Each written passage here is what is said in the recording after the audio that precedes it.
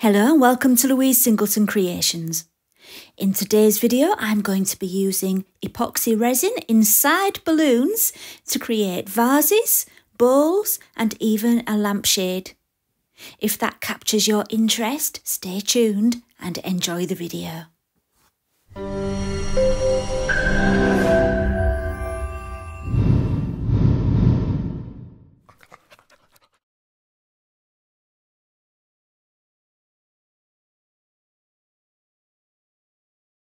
Before we begin, I'd just like to put your mind at ease and say that although I am using balloons in this video, no balloons were burst, there will be no sudden loud bangs, and you are perfectly safe to watch this video even if you've got a thing about balloons. So let's get started. The first thing you need is a balloon. But what you really need to do before you do anything else with the balloon is blow it up and check that it's not a wonky one. Believe it or not, when you look at some balloons, they're actually quite wonky. So you need to make sure it's quite symmetrical. So I blew it up and just double checked that it wasn't wonky. And then I took some mould release spray and sprayed it into the balloon and gave it a good squidge around. I have tried a few balloons before doing this one that you're watching now. You know, these things take some experimenting, and I did my first one without any release agent, and I did struggle to get the balloon off the finished piece. So it is quite important, but you don't have to use the one I used. Try something else, but please let me know in the comments what you tried and if it worked, and it will help other people reading the comments because I know how you all like to read the comments. So I've mixed up my resin and it was around 300 grams, and you can see it's gone right up nearly to that line on the cup.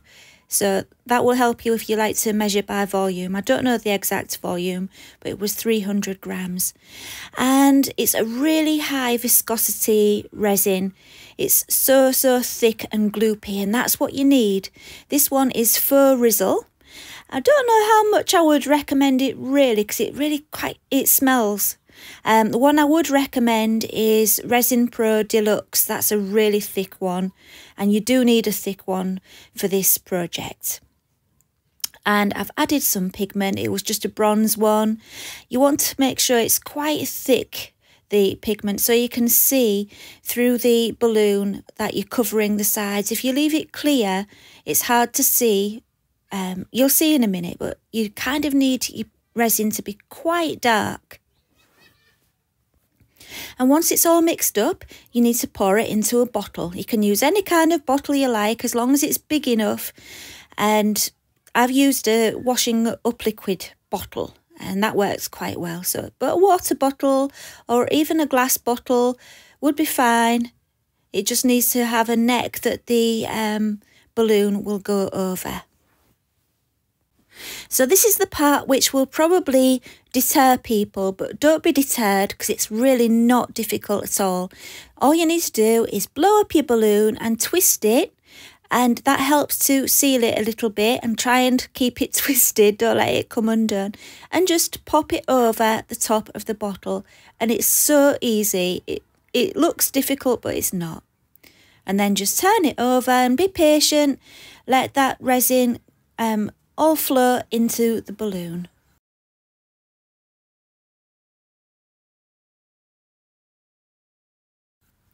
If you've got a bottle like mine that's designed to be squeezed, it really helps, and you can give it a good squeeze to let that resin get through, because it is really thick resin.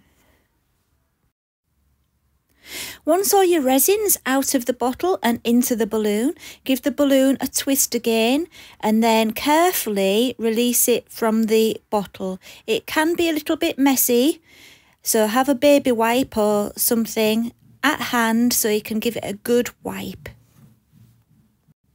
I ended up taking off one of my gloves to tie the knot because I was finding it a bit tricky, but once my glove was off, it was fine. After knotting the balloon, keep rotating the balloon until you can see it's completely coated on the inside with that resin. It will take a while because, you know, the resin's so thick it's quite slow moving, but, you know, you'll get there in the end. I've sped this up because it did take quite a long time. And now you're going to need something to hold it still while you stand it up and keep turning it. So I used a big roll of tape and I put a cloth over the top as well, just in case there were any sharp parts on the tape. You don't want it, obviously, you don't want it near anything that's got any sharp pointy bits on. And so once you've got that something ready for it to sit on, you need to turn it over every 10 minutes or so that that resin can just keep going from top to bottom. And if you really want to, you can just keep turning it around. You can sit and watch a movie or something and hold it in your hands and just keep turning it. It's up to you. When it gets to a point where the resin seems to have completely stopped moving and it's got so thick it doesn't want to move, you need to put it on a flat surface, and this will form the flat bottom of the vase, and you might need to prop it up with something. And the next day it will be ready. I would definitely leave it till the next day so it's firm enough for this part, but I would do it the next day. Don't leave it too long because it's hard to get the balloon off the longer you leave it. So I've just snipped the top, and it's just a case of being patient and being quite careful because the it will be still slightly bendy, and once you cut that balloon and start opening it up, the pressure of the balloon can start to bend the resin vase balloon. Yeah, the pressure of the balloon can start to distort it a little bit if you're not careful, so you have to be quite careful with this point. Do it quite firmly and quite slowly, but yeah, it's hard to explain and you just need to try it and you'll see what I mean.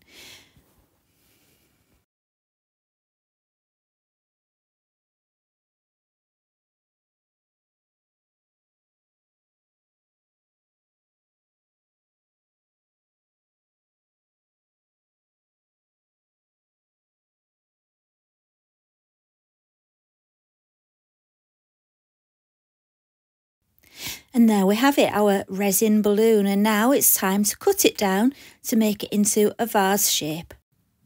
Next, I stacked some cups up to the height where I wanted to draw a line on my balloon, and I taped a Sharpie pen to the cups. And then it was just a case of holding the cups and pen firmly and rotating the balloon to get my even line.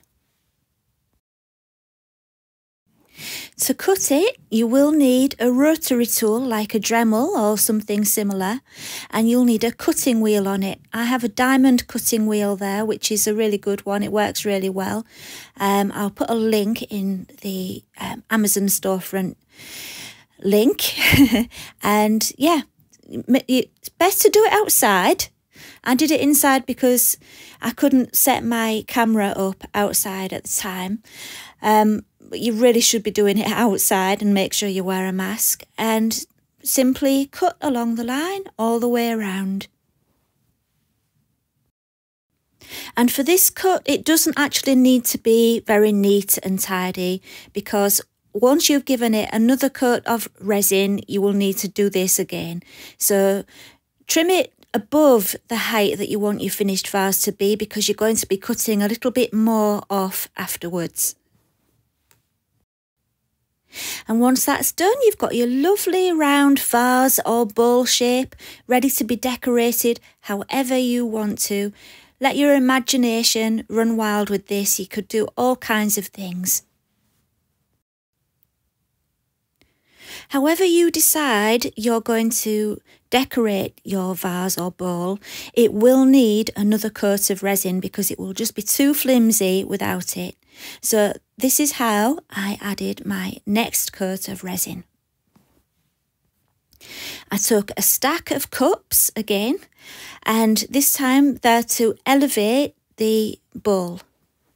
And I've covered them up with a freezer bag just to protect them because I don't want to get resin on my cups.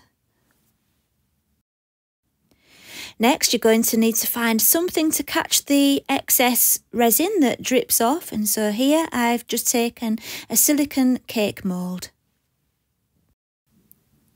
Then pop your vase on top, kind of balance it, make sure it's even, and you're ready for the fun part. I mixed up around 200 grams of the resin, and it's the same one as before. It's the faux resin, and it's really thick and designed for using in this kind of way.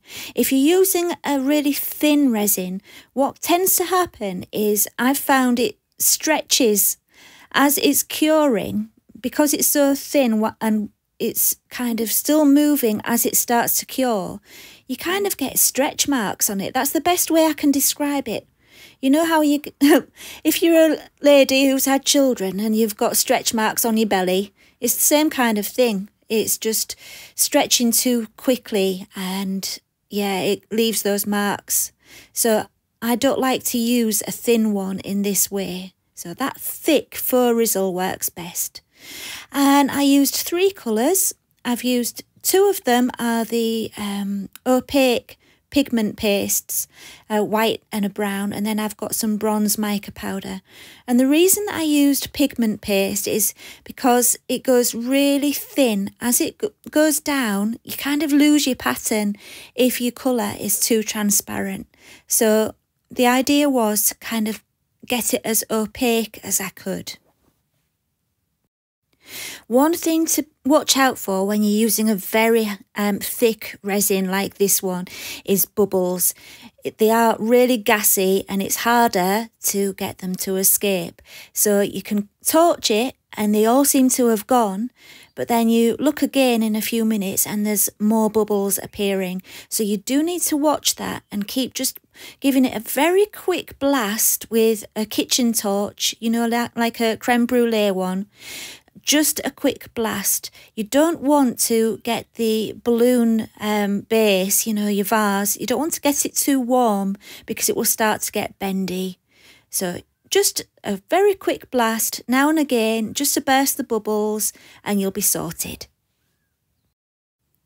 Once a lot of the resin had dripped off, I decided to move it to a different silicone container. I keep forgetting what they're called. Cake moulds. I transported it to a different one so that I could try to use the resin that had dripped off to make a coaster, but it didn't really work very well. It didn't end up being a very good coaster. But I just wanted to demonstrate that resin that drips down doesn't have to be wasted, because we all know how expensive it is and you can still use it, but hopefully you just do a better job than I would. Really what you could do is leave it in the cake mould, spread it out a bit, get rid of the bubbles and let it set and make some kind of tray, or even like a tier for a cake stand with it. It can be used. Another way of using it is, instead of using a cake mould, you can use something like one of those moulds with lots of little domes in, or something like, you know, the pyramid ones. I've used those before.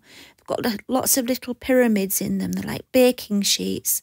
You could let it all drip into there, and then you have lots of pyramids to use in other projects. Just use your imagination for ways of catching that resin so that you don't have to waste it.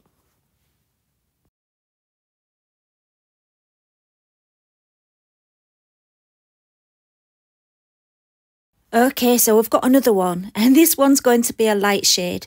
And I wanted to show you what you can do if you have any problems with your resin balloon shape.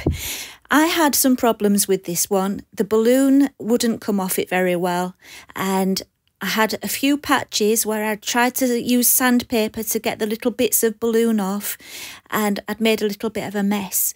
And so what I did was I sprayed it gold and hid it all with the spray. There's a few little divots in it. It's not perfect, but it's still, you know, it was good enough to use, and I really wanted to try making a light shade. And for this one, I've gone with just one colour. Well, actually, it's two colours. I've used a really, really dark brown and then a slightly lighter one. I wanted a kind of ombre effect, and it kind of worked.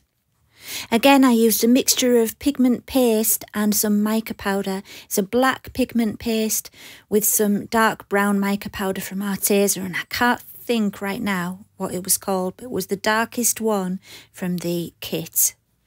And I quite liked the way this one turned out. It gave it kind of a antique-y copper effect, and I loved the look of it in the end. So again, you need to get rid of the bubbles. I'm using my heat gun here because I had it handy, but really, I wouldn't recommend it. Just use a kitchen torch like I used before, because the heat gun just makes the balloon too warm and you don't want it to distort. So don't do what I do. Yeah, do what I say, not what I do. And then once it's cured, you need to use your rotary tool again to trim it to the size you want it and to get rid of those drips that will be at the bottom. And also with this one, I needed to just make a hole in the top because it's as a light shade, and it's ready. Okay, so now you've seen the process, let me show you the results. I've taken quite a lot of photographs and I just couldn't choose which ones to show you, so there's quite a mixture here. I made quite a few different ones before I actually made the video, and so I've got a few to show you. And hopefully it will spark your inspiration and get you thinking about what you could do. Because, you know, you don't have to just do it the way I showed you today. You can decorate them in all kinds of ways. You might have just seen one where I painted it in peacock colours with a peacock feather. You can use spray paints. You could even do some marbling on them, you know, dip them, what's it called? Hydro marbling or something like that, where you dip them into water with spray paint on the surface of the water. I've thought of doing that. So yeah, there's loads of things you could do with these, and I hope it's opened up a new window of... So that's it for today. I hope you've enjoyed the video. If you haven't already subscribed and you enjoyed the video, please do so. I'm almost at 21,000 subscribers, so I just need a few more. And I will see you next time. Bye for now.